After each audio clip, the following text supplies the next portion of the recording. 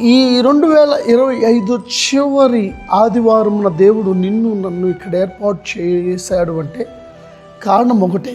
ఎందుకో తెలుసా? సో ఈ చివరి ఆదివారమున దేవుడు నిన్ను శుద్ధీకరించబోతూ ఉన్నాడు.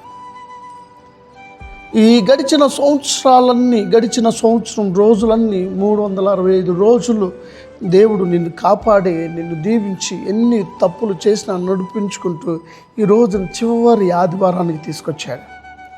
ఇంకొక నెక్స్ట్ ఆదివారం మనం నూతన సంవత్సరంలో ఉండబోతున్నాం.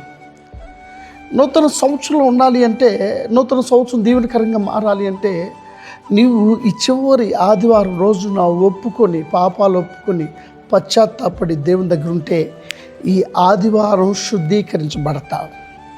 శుద్ధీకరించబడితే నూతన సంవత్సరంలో గొప్ప మేలు చూస్తావు.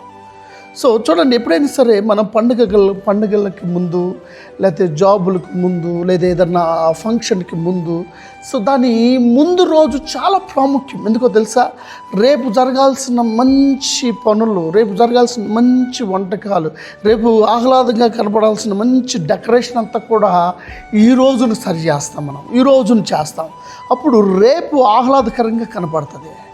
అట్లాగే నూతన సంవత్సరం నెక్స్ట్ వారంలో మనం అడుగు పెడుతూ ఉండగా ఈ రోజున శుద్ధీకరించబడితే పండగ వాతావరణం రేపు నువ్వు పొందబోతున్నా.